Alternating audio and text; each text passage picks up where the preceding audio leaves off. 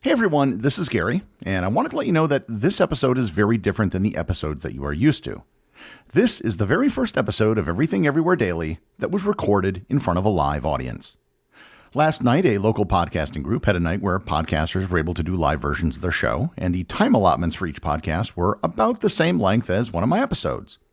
So, I just did an episode in front of the crowd. What also makes this different is that in addition to being in front of a live crowd, I did not use a script, and it was all done in a single take. Everything was totally extemporaneous. So with that, enjoy the first live episode of Everything Everywhere Daily.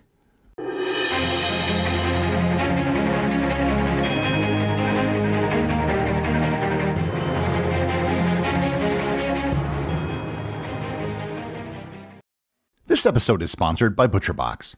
Thanksgiving is right around the corner, and that means Thanksgiving dinner for friends and family. A Thanksgiving dinner can be a massive ordeal and a nerve-wracking affair. You have to buy all the food and spend the better part of a day preparing everything before serving it. So, why not take one thing off your plate by letting ButcherBox take care of the centerpiece of your Thanksgiving meal, the turkey? Not only will ButcherBox deliver the turkey directly to your door, but they will also offer some of the highest quality turkeys that you can find. Their turkeys are never given antibiotics or hormones, and they're all certified to be raised humanely. And in addition to turkey, they also have ham, beef, and seafood if that's what you prefer. New ButcherBox members that sign up using my link will receive their choice between a whole turkey, turkey breast, or a spiral ham, plus $20 off when they visit butcherbox.com/daily and enter code DAILY at checkout. Once again, that's butcherbox.com/daily, code DAILY at checkout. This episode is brought to you by United Airlines. When you want to make the most of your vacation, book with United. They're an airline that cares about your travels as much as you do. United is transforming the flying experience with Bluetooth connectivity, screens, power at every seat, and bigger overhead bins to help fit everyone's bag. And with their app, you can skip the bag check line, get live updates, and more. Change the way you fly. Book your next trip today at united.com. And when David asked me to do this, I thought of what am I going to talk about? And it came to me instantly. The Battle of Alesia. How many people here have heard of the Battle of Alesia? Excellent, because I can make everything up and none of you will know. But let me ask you another question. What month is it? November. What does November mean? What does it mean? The 9th month. Except it's really the 11th month, but it means the 9th month, just like October is the 8th month, December is the 10th month. It all comes from ancient Rome. 30% of the words in the English language come directly from Latin, not from French, which is also a Romance language which comes from Latin. So we rely heavily on that. Our calendar is the Gregorian calendar, which is a slight modification of the Julian calendar, which Julius Caesar created. Actually, he lifted it from a guy called Sisogenes of Alexandria, but it's the calendar we have today. Our alphabet is the Latin alphabet. So the reason I'm bringing this up is because the Romans were horrible people. Truly horrible people. And as I'll explain, Julius Caesar was a pretty horrible guy. If we were living in that area, instead of making analogies and comparisons to Hitler, we would make comparisons to Julius Caesar. But nonetheless, the world we live in was in large part in the West created by Rome. And Rome was in 3 phases. There was the Roman kingdom, which nobody ever talks about, the Roman Republic, and the Roman Empire. And this story is at the tail end of the Roman Republic. And this is the part of history that gets all the attention. William Shakespeare wrote about Antony and Cleopatra. He wrote the play Julius Caesar. All happened at the end of the Republic. The HBO series Rome, if you ever remember that, which is actually pretty good, end of the Republic. The movie Cleopatra, starring Elizabeth Taylor, Richard Burton, end of the Republic. All of the people that you may have heard of from this period come here. And this is fundamentally a story about Julius Caesar, the guy who killed the Republic. Caesar was incredibly ambitious, and this was an attribute which was encouraged in the Roman nobility. they had a thing called the cursus honorum, which was a series of elected positions that you went up throughout your life. You started at the age of about 30, and then you worked your way up, and then maybe by the age of 42 was the earliest age you could become the highest office in the land, which was consul. There were 2 consuls selected every year to check each other, and it was a 1-year term. And after your year as consul, they normally shift you off to the provinces where you could make a whole bunch of money by being corrupt. Caesar becomes consul, and afterwards he says, I want to become the governor of 2 provinces, Transalpine and Cisalpine Gaul. And that basically means Gaul on this side and that side of the Alps. And Gaul is what we would call today France. The Gauls scared the hell out of the Romans.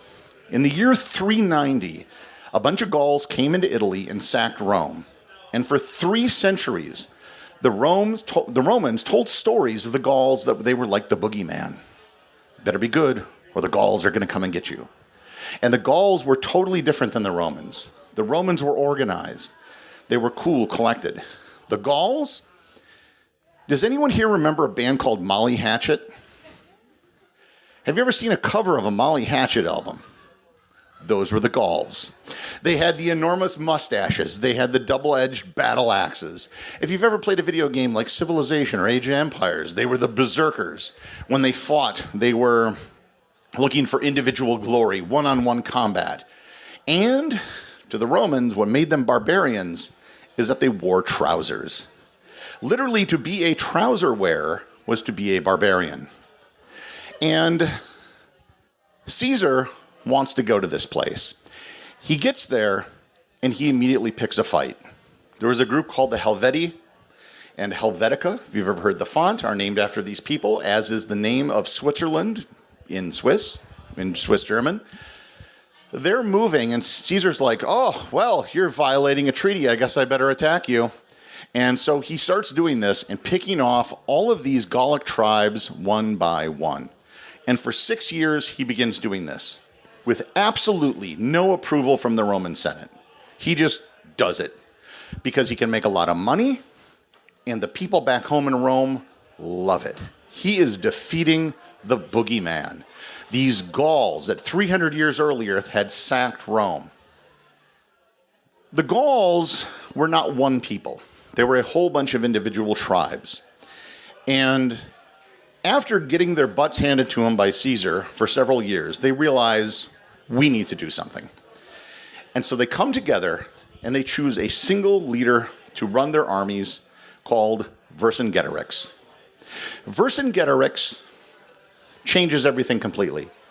He starts organizing raids against the Romans, and Romans start losing territory. He does a pretty good job. But Caesar eventually corners Vercingetorix in a city known as Alesia, in what is today France. Alesia is a well-fortified town. It's up on a hill, and Caesar surrounds it with about 40,000 men, with about equivalent number of men inside.